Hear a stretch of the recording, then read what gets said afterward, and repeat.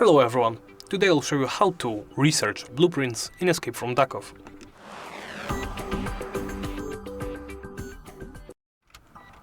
First, approach the workshop in your base. Then scroll down and press F on Blueprint Research. Right here, as you can see, I have one blueprint. I can drop it into the box right here and then hit Register. As you can see, I unlocked the potato graphics card recipe, and right here in the recipe collection you can see all available recipes that can be crafted. And as you can see, I have all I have the recipe now added to my crafting recipes basically list. And that's it. Thank you for watching, and please remember to like, comment and subscribe.